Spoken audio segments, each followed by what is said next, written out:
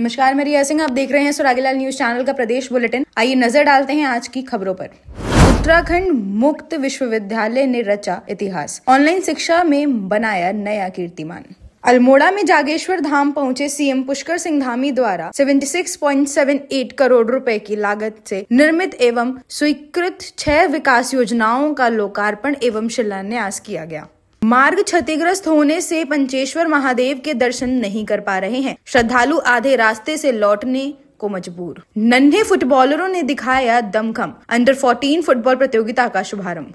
UCF द्वारा संचालित धान क्रय केंद्र में किसानों ने लगाया धांधली का आरोप। महापौर विकास शर्मा की पहल पर बनखड़ी नाथ फेज 1 में शुरू हुआ नाला निर्माण, बरसात में जल भराव से मिलेगी राहत। रामनगर कोतवाली पुलिस ने तमंचे के साथ एक आरोपी को किया गिरफ्तार। रामनगर में नाबालिग छात्रा के साथ हुए दुष्कर्म के मामले में एक बार फिर हुई देवभूमि शर्मसार। पुलिस ने मुकदमा दर्ज करते हुए एक आरोपी को गिरफ्तार किया। उत्तराखंड राज्य स्थापना के 25 वर्ष पूरे होने पर इस बार रजत जयंती समारोह पूरे हर्षोल्लास और भव्यता के साथ मनाया जाएगा। सरदार @150 यूनिटी मार्च, हल्द्वानी से देश को एकता का संदेश। उत्तराखंड राज्य स्थापना दिवस 2025 की तैयारी जोरों पर। अब खबरें विस्तार से। राज्य का पहला विश्वविद्यालय बना जिसमें स्वयं प्लेटफॉर्म पर संचालित किए हल्द्वानी में उत्तराखंड मुक्त विश्वविद्यालय UOU ने एक बार फिर ऑनलाइन शिक्षा के क्षेत्र में अपनी अग्रणी भूमिका साबित की है। विश्वविद्यालय ने भारत सरकार के स्वयं प्लेटफॉर्म पर उत्तराखंड के सभी विश्वविद्यालयों से सबसे अधिक massive open online course MOOC सफलतापूर्वक संचालित कर एक नया रिकॉर्ड बनाया है। संवाददाता दीपक अधिकारी की रिपोर्ट। सभी को नमस्कार। जैसा कि उत्तराखंड के पहले विश्वविद्यालय होंगे जिसने हमारा उत्तराखंड मुक्त विश्वविद्यालय ODL में काफ़ी प्रचलित पाठ्यक्रम चला रहा है और ये सबको पता है, लेकिन एक विशेष जो MOOCs का है, जो स्वयं पोर्टल पर हम लोग चलाते हैं, ये ऐसे पाठ्यक्रम हैं जिनकी जानकारी राष्ट्रीय अंतर्राष्ट्रीय स्तर पर कई महत्वपूर्ण संस्थानों तक पहुंची। हम चाहते हैं कि उसका और व्यापक प्रचार प्रसार हो, लोग जुड़ें उससे। इसलिए ये आज विशेष बातचीत हमने रखी कि लगभग इस वर्ष हमारे पूरे भारत और बाहर से दुनिया से 42,454 विद्यार्थियों ने हमारे MOOCs कोर्सेज, जो 12 कोर्सेज हैं, उनको एडॉप्ट किया, स्वीकार किया है। इसमें अलग अलग तरह के पाठ्यक्रम हैं, जिनमें जैसे इंट्रोडक्शन ऑफ साइबर सिक्योरिटी एक पाठ्यक्रम है, वेब टेक्नोलॉजी पर पाठ्यक्रम है, development of online courses for Swayam, ये शिक्षकों के लिए सेल्फ पेस्ड प्रोग्राम है, entrepreneurship skill and digital marketing studies पर प्रोग्राम है, advance studies in NGO management, digital forensic courses पर है, एजुकेशन टेक्नोलॉजी पर है, essential life skill for 21st century learners पर है, fundamental of financial inclusion and cyber safety पर है, work place skill and 21st century learners पर है, micro economic and business studies पर है, सस्टेनेबल एग्रीकल्चर प्रैक्टिसेज, इनोवेशन और मैनेजमेंट पर है। मुख्य बात यह है कि ये सारे विषय आज की जीवन जगत के विषय हैं, जिन पर हमारा विद्यार्थी अगर MOOCs करता है तो उसको अपना कौशल विकास भी होता है उसका, और निजी तौर पर वो बातें सीखता है जो उसको दैनिक पाठ्यक्रम से अलग मिलता है। तो इसके लिए मैं यही कहूँगा कि जो भी भारत के बाहर और उत्तराखंड में लोग हैं, वो इन MOOC कोर्सेज से जुड़ें, अपना स्किल बेस जो भी अध्ययन है वो बेहतर करें। इसके अलावा जो उनको क्रेडिट मिलते हैं इससे अपनी डिग्री की पूर्णता के लिए, उसमें ओपन यूनिवर्सिटी के इस पाठ्यक्रम का लाभ लें। हमारे जो स्किल्ड और बेहतर जानकारी वाले विशेषज्ञ अध्यापक हैं, उन्होंने ये कोर्सेज बनाए हैं। इनकी अब इंटरनेशनल रैंकिंग है। इसमें से एक पाठ्यक्रम तो विशेष तौर पर जो इंट्रोडक्शन ऑफ साइबर सिक्योरिटी है, वो 1 लाख से अधिक, 1,29,000 से अधिक उसके सदस्य हुए हैं। उसको IGNOU ने भी अपने 8 भाषाओं के पाठ्यक्रमों के साथ जोड़ दिया है, उसका अनुवाद उसमें हो रहा है। तो ऐसे पाठ्यक्रम यहाँ पर हो रहे हैं।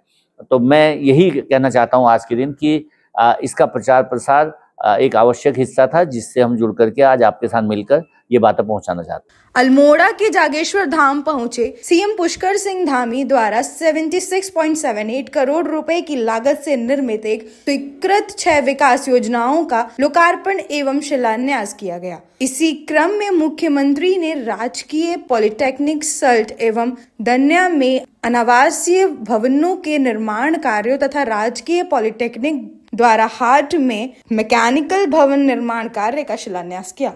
एक और प्रदेश के मुख्यमंत्री पुष्कर सिंह धामी के द्वारा प्रदेश में धार्मिक पर्यटन को बढ़ावा देने के लिए मंदिर मिशन माला योजना पर गंभीरता से कार्य किया जा रहा है, तो वहीं पिथौरागढ़ जिला प्रशासन के द्वारा मुख्यमंत्री के सपनों पर पलीता लगाने का कार्य किया जा रहा है। चंपावत और पिथौरागढ़ जिले के प्रमुख आस्था के केंद्र पंचेश्वर महादेव मंदिर को जाने वाला पैदल मार्ग लंबे समय से आपदा से पूरी तरह क्षतिग्रस्त हो गया है। लोगों ने कहा यह सरासर प्रशासन की लापरवाही है। संवाददाता लक्ष्मण बिष्ट की रिपोर्ट।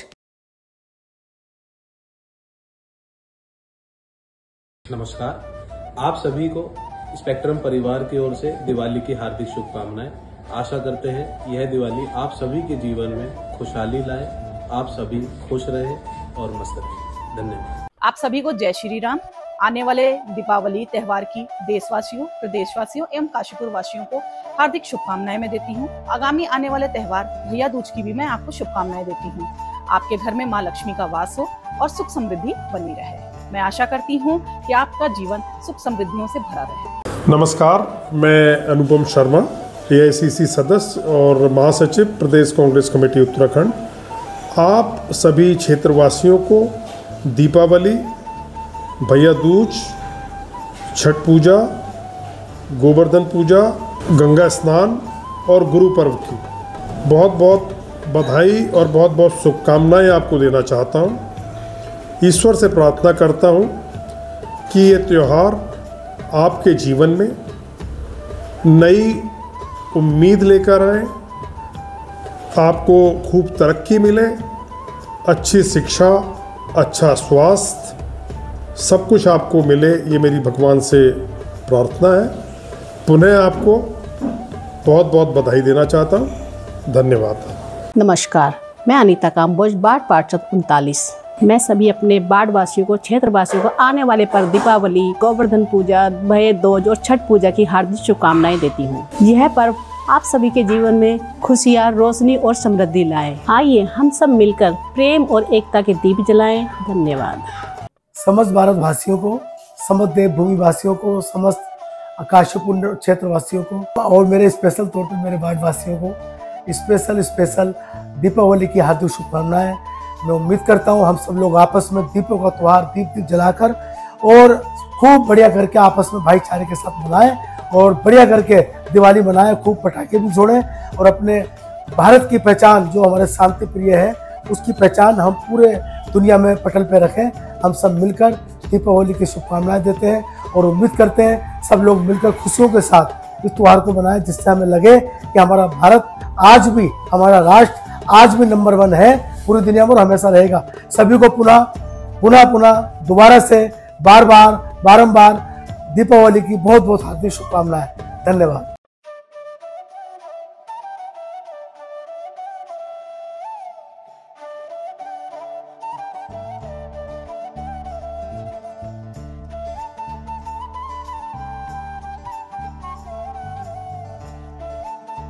लोहाघाट के GIC खेल मैदान में आज स्वामी विवेकानंद विद्यालय स्तरीय अंडर 14 फुटबॉल प्रतियोगिता का शुभारंभ मुख्य अतिथि अद्वैत आश्रम मायावती के प्रबंधक स्वामी सुहृदानंद जी के द्वारा किया गया। प्रतियोगिता का तीसरा मुकाबला ज्ञानदीप पब्लिक स्कूल और अल्पाइन पब्लिक स्कूल के बीच खेला गया, जिसमें नैतिक के गोल से ज्ञानदीप एक गोल से विजय रहा। प्रतियोगिता का अंतिम मुकाबला विवेकानंद विद्या मंदिर और स्पोर्ट्स स्टेडियम के बीच खेला गया, जिसमें विवेकानंद विद्या मंदिर के सचिन और साहिल ने एक गोल कर विवेकानंद विद्या मंदिर को 2 गोल से जीत दिलाई। सभी टीमों के खिलाड़ियों के द्वारा बेहतरीन फुटबॉल खेली गई। संवाददाता लक्ष्मण बिष्ट की रिपोर्ट। हमारे लोहाघाट क्षेत्र के सारे स्कूल हैं, 8 स्कूल आए हैं इसमें। बाकी स्कूलों को हम एंट्री का दे नहीं पाए इस बार, क्योंकि उन्होंने पहले बताया नहीं।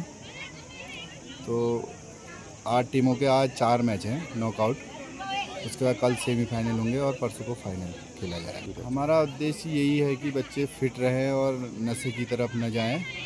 और देखा जाए तो आजकल हम खाना भी खा रहे हैं तो उसमें भी हमारे केमिकल और बहुत चीज़ें हैं, तो अगर ग्राउंड में रहेगा तो शायद फिट रहेगा वो। तो इसलिए जागरूक यही है कि बच्चे फिट रहें इधर आकर। सबसे पहले तो विजय आपका बहुत बहुत धन्यवाद कि आपने हमारे इस स्वामी विवेकानंद विद्यालय स्तरीय फुटबॉल प्रतियोगिता को कवरेज किया और अपना समय दिया। जैसे कि आप देख पा रहे हैं कि हमारी इस टूर्नामेंट में 8 टीमें प्रतिभाग कर रही हैं और नीतीश ढेक हमारे छोटे भाई के द्वारा ये टूर्नामेंट बहुत ही सुंदरता से बखूबी आयोजित किया जा रहा है। इस प्रतियोगिता को कराने का उद्देश्य ये है कि हम अपनी जो छोटी पीढ़ी है, हमारा जो टैलेंट है आसपास का, उसको हम ग्राउंड में लाएं। और दूसरी चीज़ है कि सबसे बड़ी अभी दुविधा समाज की ये है कि बच्चे मोबाइल पर ज़्यादा हो रहे हैं और नशे की ओर ज़्यादा जा रहे हैं। तो इस टूर्नामेंट कराने का उद्देश्य ये भी है कि बच्चे मोबाइल से हटकर फील्ड में आए और नशे की प्रवृत्ति की ओर जाने से बचें और अपनी जो ऊर्जा है वो ग्राउंड में खर्च करें, ताकि उनका शरीर भी बने, स्वास्थ्य भी बने और फिजिकली डेवलपमेंट हों। और फिजिकली डेवलप होंगे तो मेंटली भी डेवलप होंगे।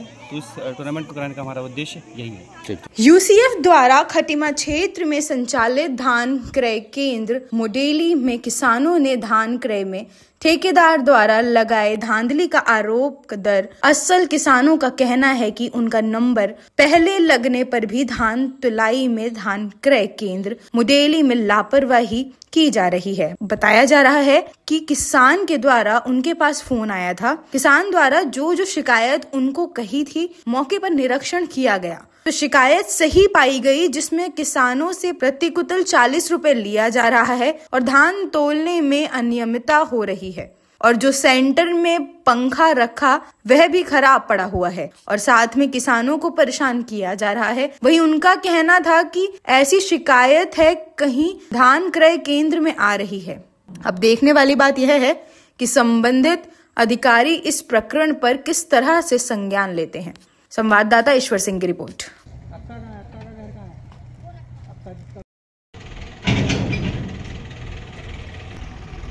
इसमें जो पैसा मांगा जा रहा है क्या कहेंगे इस बार? देख भी किसान का एक फ़ोन आया था, उसने कहा कि मुडेली कांटे पे पहले तो 3-4 दिनों से मेरा नंबर लगा हुआ था। बार बार मेरे कहने पे ऊपर भी ये कह रहे थे कि आज लेके आना, कभी कल लेके आना।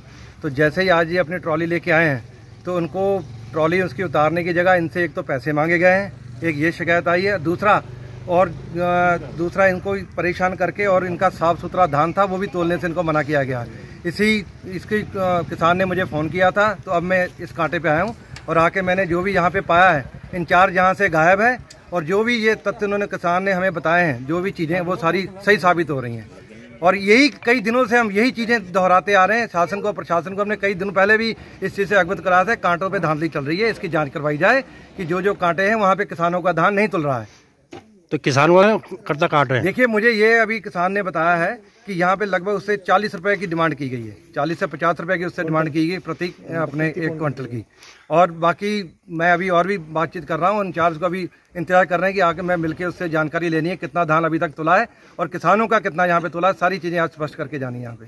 और जो जी उसके बारे में इन्होंने कहा है कि कर्ता जो है साफ सुथरा वो अपने घर से धान को सहला के लेके आ रहे हैं, पूरा उसका उड़ा के लेके आ रहे हैं और यहाँ पे कांटे पे जो भी चीज़ें, यहाँ पे सेंटर पे इनका पंखा जो है वो भी खराब, पता चला कि खराब पड़ा हुआ है। ये चीज़ें क्यों हो रही हैं जबकि तैयारी हमारी जितनी भी हमारी मीटिंगें हुई हैं, डीएम के साथ भी हुई हैं, जहाँ भी हमारी जिले में भी हुई हैं, सब में एक ही चीज़ कही गई, 1 तारीख तक हमारी सारी तैयारियाँ सुनिश्चित कर ली गई थी। आज 27-28 तारीख हो गई अक्टूबर की, लेकिन अभी तक भी वो कभी पंखा नहीं चल रहा है, कभी बारदाना नहीं है, कभी किसान उड़ा के अपनी तरफ से लेके आ रहा है, तब भी उसका धान तोलने से मना किया जा रहा है।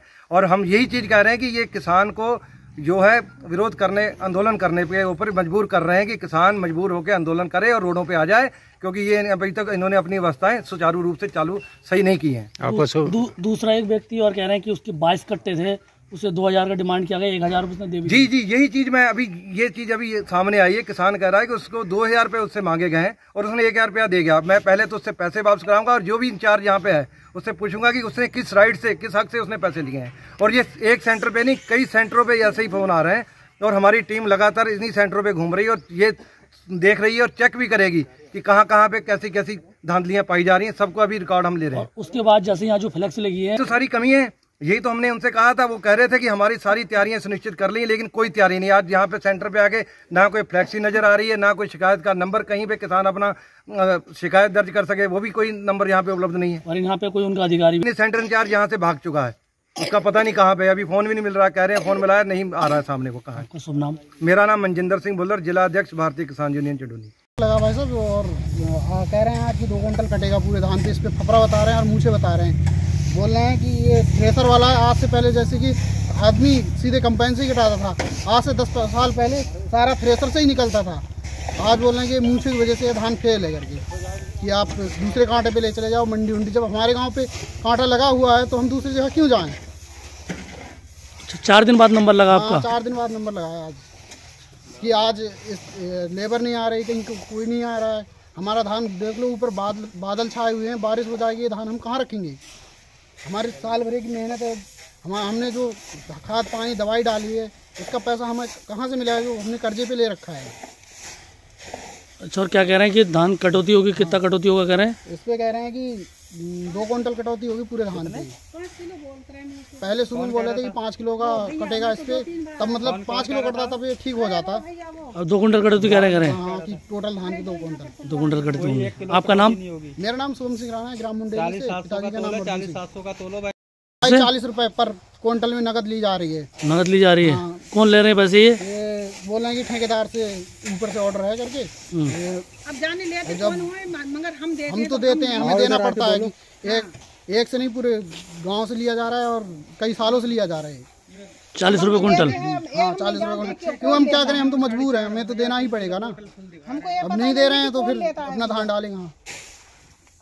रुद्रपुर के बनखंडी नाथ फेस 1 क्षेत्र में बरसात के दौरान लंबे समय से जलभराव की समस्या से जूझ रहे कॉलोनी वासियों के चेहरों पर आज राहत की मुस्कान देखने को मिली। आज से क्षेत्र में नाले के निर्माण कार्य की शुरुआत हो गई है। गौरतलब है कि हाल ही में नगर निगम के महापौर विकास शर्मा ने कॉलोनी का निरीक्षण करते हुए नाला निर्माण की घोषणा की थी। महापौर की इस पहल को अब अमलीजामा पहनाया जा रहा है। स्थानीय लोगों ने नाला निर्माण कार्य के शुभारंभ पर महापौर विकास शर्मा एवं क्षेत्रीय पार्षद पवन राणा के प्रति आभार व्यक्त किया। संवाददाता दुर्गेश तिवारी की रिपोर्ट।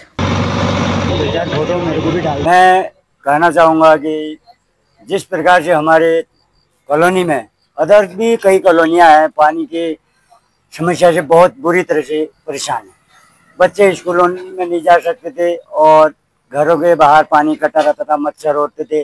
कई लंबे समय, कम से कम लगभग 6-7 साल से लड़ाई कई भी प्रयास किए कॉलोनी वासियों ने। कई बार नगर निगम, SDM साहब तक कई जगह गए और कई पत्र दिए, लेकिन आज उम्मीद की किरण एक जगह है। नगर निगम द्वारा माननीय मेयर जी ने इस नाले का जो कार्य किया है पास करके, और हम कॉलोनी वासियों की जो समस्या को मद्देनजर उन्होंने रखा और यहाँ जो उन्होंने सर्वे करने के पश्चात बताया कि वास्तव में यहाँ समस्या है, उन्होंने तुरंत उस पर जो एक्शन लिया। मैं उनके लिए बहुत बहुत धन्यवाद करता हूँ। समस्त कॉलोनी वासियों की ओर से उनका धन्यवाद करना चाहता हूँ कि उन्होंने एक कॉलोनी की एक समस्या को नज़र में रखते हुए कार्य को करने के लिए प्रयास किया और उसको आज कार्य शुरू भी करवाया है। इसके लिए मैं कहना चाहूँगा कि जो कॉलोनी में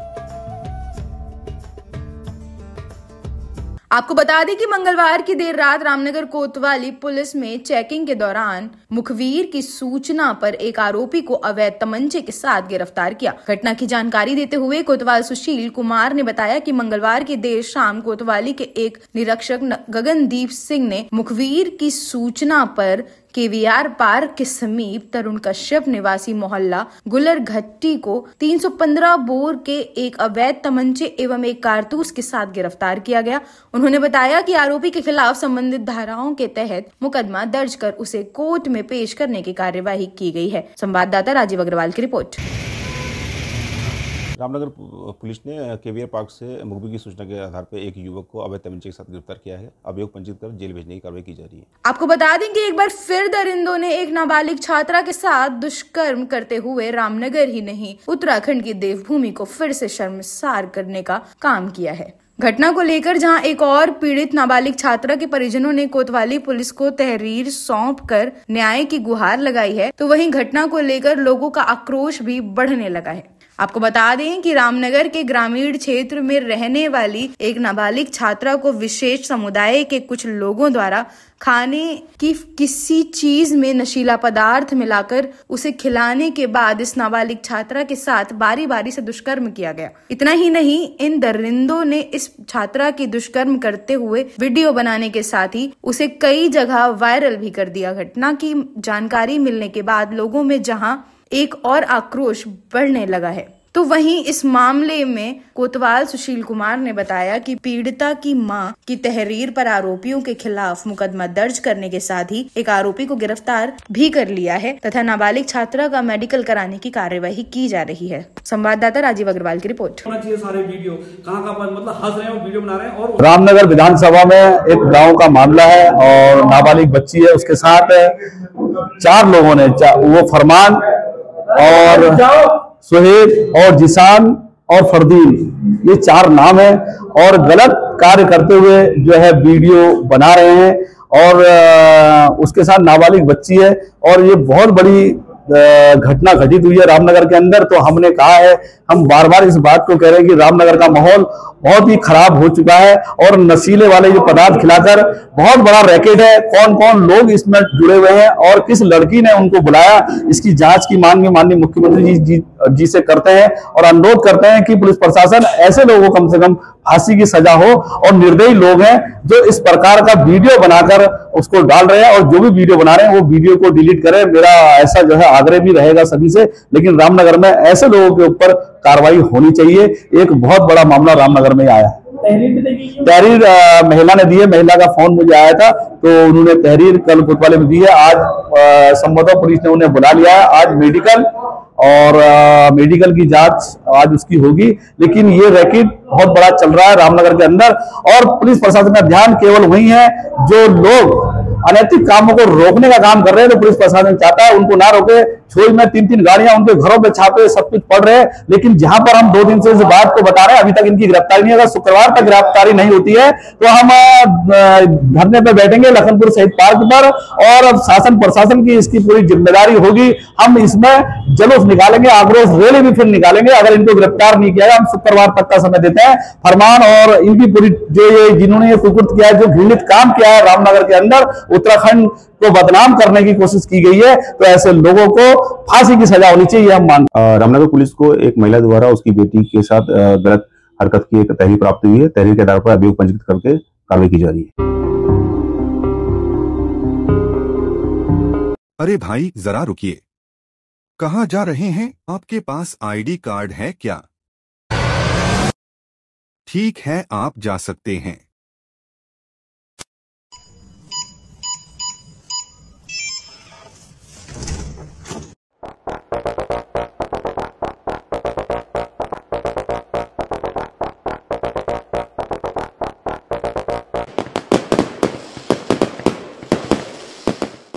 यूनिको पेश करता है प्रीमियम पाइप्स और फिटिंग्स।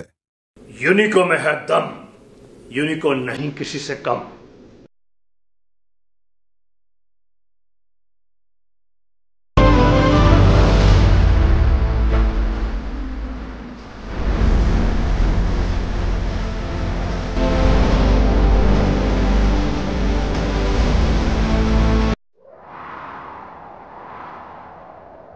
गर्मी की मार हो या हो तेज बारिश की बौछार, यूनिको 6 लेयर डबल पफ टैंक रहे हमेशा आपके साथ। नहीं किसी से कम यूनिको में है दम। चाहे तो एक साथ होनी चाहिए, सब लोग एक साथ बैठना ही नहीं चाहते। पापा ट्राई दिस। लो सब लपक लिए।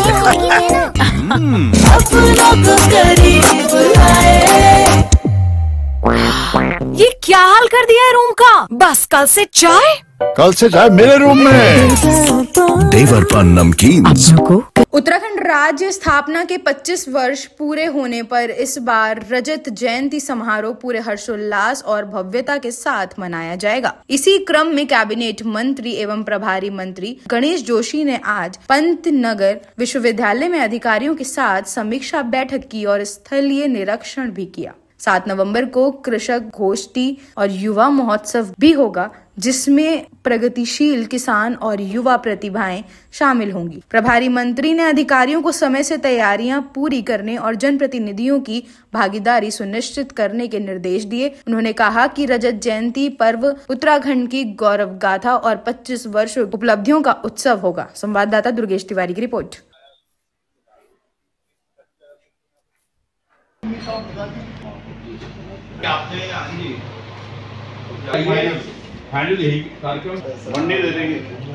हम सबके लिए एक बड़े गौरव की बात है कि आज हमारे राज्य को 9 तारीख को 25 साल हो जाएंगे। 25 साल का एक तंदुरुस्त नौजवान जिसे कहते हैं हमारा राज्य हो जाएगा, क्योंकि इस राज्य की लड़ाई हमने बहुत लंबी लड़ाई लड़ी है।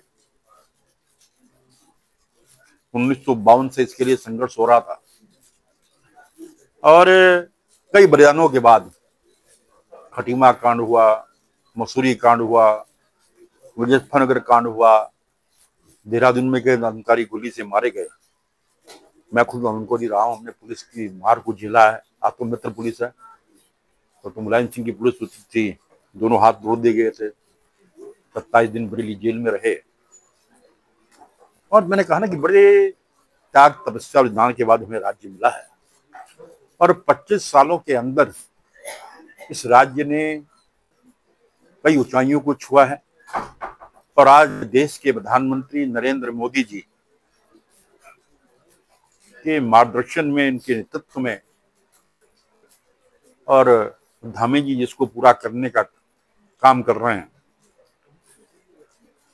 हम कहते हैं कि अटल जी ने बनाया, मोदी जी संवारेंगे और मोदी जी वास्तव में संवार रहे हैं। जितनी मदद केंद्र से हमें मिलने की लगातार मिलती है, आपने देखा होगा अन्य प्रदेशों के मुख्यमंत्री की अपेक्षा हमारे मुख्यमंत्री जी लगातार जब जाते हैं उन्हें टाइम मिलता है और उसका ये परिणाम है कि आज जो केंद्र से हमें मदद मिलनी चाहिए लगातार मिल रही है और प्रदेश आगे बढ़ रहा है।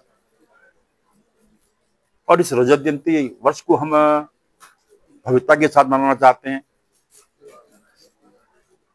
उसके लिए 1 तारीख से लेकर 9 तारीख तक के कार्यक्रम तय हुए हैं और 11 तारीख को प्रधानमंत्री जी देहरादून आ रहे हैं। और क्योंकि ये जो जिला है कृषि के क्षेत्र में अग्रणी जिला है और समूह की हमारी महिलाएं की संख्या भी यहाँ पर सबसे ज्यादा है, तो आज हमारा कृषि, ग्राम विकास, उद्यान, मत्स्य, पशुपालन, सहकारिता, इस विभागों को जोड़कर एक बहुत बड़ा किसानों का सम्मेलन, एक बहुत बड़ी सभा यहाँ पर होने जा रही है। वहाँ पर कुछ इन क्षेत्रों में अग्रणी काम करने वाले मत्स्य पालकों को, किसानों को, समूह की बेटियों को, सहकारिता में आगे काम करने वालों को भी मुख्यमंत्री जी और जो केंद्रीय मंत्री जी इंटरेक्शन किया जाएगा, उसकी तैयारी की बैठक आज यहाँ पर आहूत की गई है। मेरे दोनों सचिव घबरियाल जी, पांडे जी और यहाँ के वीसी और अधिकारी यहाँ पर हैं और मुझे लगता है कि ये कार्यक्रम बहुत बड़ा होना चाहिए और बहुत बड़ा होगा और इसका संदेश प्रदेश नहीं पूरे देश में जाएगा, क्योंकि आज कृषि के क्षेत्र में हमारा राज्य आत्मनिर्भर हो गया है। आज 4,69,000 से हमारी बेटियां बहनें समूह से जुड़कर अपनी आजीविका को बढ़ा रही हैं। आज 2 लाख का हमारा जो लक्ष्य था लखपति दीदी का, हम उससे आगे निकलने वाले हैं। वो बैठक यहाँ पर हुई है, मुझे पूरा भरोसा है कि एक बहुत बड़ा कार्यक्रम यहाँ पर होगा, इसका संदेश जो है पूरे प्रदेश में जाएगा। हल्द्वानी में नगर निगम सभागार में हल्द्वानी मेयर गजराज बिष्ट और प्रशासन ने आज सरदार वल्लभ भाई पटेल की 150वीं जयंती को समर्पित सरदार @150 यूनिट मार्च की घोषणा की गई। प्रेस कॉन्फ्रेंस में हल्द्वानी के मेयर गजराज बिष्ट ने बताया कि यह सिर्फ पदयात्रा नहीं बल्कि राष्ट्र की चेतना को जगाने वाला जन जागरूकता अभियान होगा, जिसे केंद्रीय युवा कार्यक्रम एवं खेल मंत्रालय के निर्देश में आयोजित किया जा रहा है। कार्यक्रम की डिजिटल शुरुआत 6 अक्टूबर को केंद्रीय मंत्री डॉक्टर मनसुख मांडविया द्वारा की जा चुकी है। देश भर में युवा सोशल मीडिया रील प्रतियोगिता, निबंध लेखन और यंग लीडर्स प्रोग्राम जैसी गतिविधियों में बड़ी संख्या में जुड़ रहे हैं। मीडिया से अपील की गई है कि वे इस ऐतिहासिक कार्यक्रम को अधिकतम लोगों तक पहुंचाएं। संवाददाता दीपक अधिकारी की रिपोर्ट। इसी प्रकार 1 नवंबर से और 9 नवंबर तक प्रदेश के अंदर भी माननीय धामी जी के नेतृत्व में बहुत सारे कार्यक्रम प्रारंभ हो भी चुके हैं और प्रारंभ होने जा रहे हैं। वो कार्यक्रम भी प्रदेश के अंदर हो रहे हैं। और जो मुझे सूचना मिली है कि 2 बहुत ही महत्वपूर्ण दिन, एक विधानसभा में अभिभाषण श्रद्धेय राष्ट्रपति जी का और दूसरा आदरणीय मोदी जी का आगमन उत्तराखंड के लिए मैं समझता हूं कि सौभाग्यशाली रहेगा। मैं माननीय धामी जी को बहुत बहुत ढेर सारी बधाई भी देता हूं कि उनके प्रयासों से ये दोनों महानुभाव हम सबके बीच में रहेंगे। इसी प्रकार माननीय मोदी जी का जो उद्देश्य है कि जिस प्रकार पूरे देश को सरदार वल्लभ भाई पटेल ने जोड़ा था, इस पूरे देश को एक सूत्र में पिरोया था, उसी प्रकार माननीय मोदी जी भी 2037 का जो उनका लक्ष्य है कि भारत विश्व गुरु बने, उसके लिए अभी से इन तैयारियों में लगे हैं। और प्रत्येक जनता, प्रत्येक भारतवासियों का दिल एक दूसरे से जुड़े, इस नाते बहुत सारे कार्यक्रम देश के अंदर होने जा रहे हैं। मैं आपके माध्यम से, आपके द्वारा भी, ये आपसे भी यही निवेदन करता हूँ, ये सभी कार्यक्रमों की सूचना आपको समय समय पर मिलती रहेगी, तो आप सब लोग इसको भी जनता के बीच में ले जाएंगे। और जनता से भी आग्रह करता हूँ कि अधिक से अधिक संख्या में वो इन कार्यक्रमों में जुड़ें और माननीय मोदी जी के उद्देश्य को पूरा करने में अपना सफल सहयोग भी प्रदान करें। खबर जनपद उधम सिंह नगर की खटीमा से है, जहां राज्य आंदोलनकारियों के सम्मान समारोह में जिला प्रभारी मंत्री के आह्वान को लेकर तहसील सभागार में बैठक का हुआ आयोजन। वहीं आने वाली 8 नवंबर 2025 को राज्य आंदोलनकारियों के सम्मान समारोह में जिले के प्रभारी मंत्री के आमंत्रण के संदर्भ में उप जिला अधिकारी खटीमा तुषार सैनी के साथ बैठक में प्रदेश प्रभारी भगवान सिंह ने शासन स्तर से निर्देश को लेकर विचार किया, जिसमें समारोह को ब्लॉक सभागार में होना तय हुआ तथा चौक को सजाने को लेकर तथा जिला स्तरीय कार्यक्रम को खटीमा में होना नियुक्त हुआ है। संवाददाता ईश्वर सिंह की रिपोर्ट।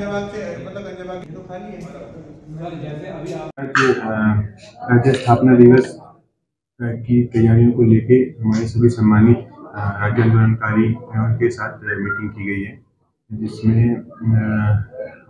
एक डिस्कशन किया गया है कि किस तरह से इस कार्यक्रम को भव्य रूप दिया जाए और सभी जो हमारे राज्य आंदोलनकारी हैं उनको आमंत्रित किया जाना है। और एक कार्यक्रम अभी ब्लॉक में हमने निर्धारित किया है, ब्लॉक में किया जाएगा।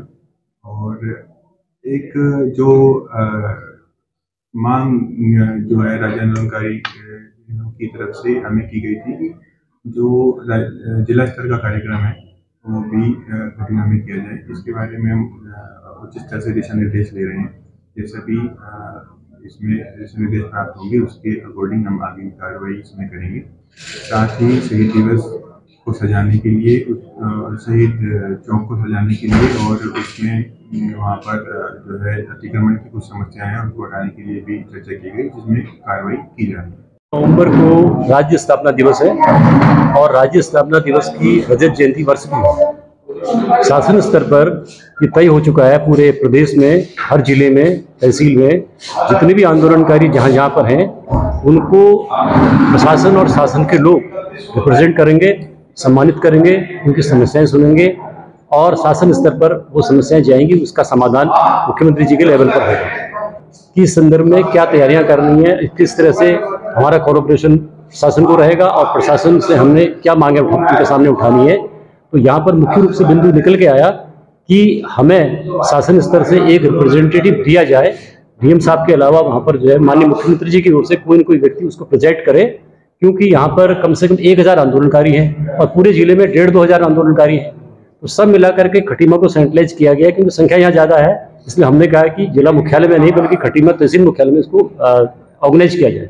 तो आज जो मीटिंग हुई माननीय जिलाधिकारी जी के साथ और हमारे प्रदेश के अध्यक्ष हैं माननीय प्रकाश तिवारी जी और हमारे महासचिव हैं आलोक गोयल जी, इन और सभी जो लोग हैं आंदोलनकारी बुजुर्ग सभी लोग हैं, सभी ने ये कहा कि हम 8 तारीख को जो हमें आह्वान किया जाएगा हम तभी यहाँ पर उपस्थित होंगे जब शासन से भी कोई प्रतिनिधि आएगा, और इसका अभी निर्णय नहीं हुआ है। 31 अक्टूबर को इसका निर्णय तक वहाँ तक आ जाएगा, तो उसके बाद हम तैयारी शुरू करेंगे और वो तैयारी जो है खटीमा स्तर पर होगी, उसमें उपजिलाधिकारी जी का सहयोग मिलेगा, प्रशासन उसको ऑर्गेनाइज करेगा, हम उसमें कोलैबोरेशन करेंगे, ये हमारा मुख्य मुद्दा है। मुझे भगवान जोशी कहते हैं, मैं प्रदेश प्रवक्ता हूँ राज्य निर्माण सेंटर। ऐसे ही खबरों को देखने के लिए जुड़े रहिए स्वरागिलाल न्यूज के साथ।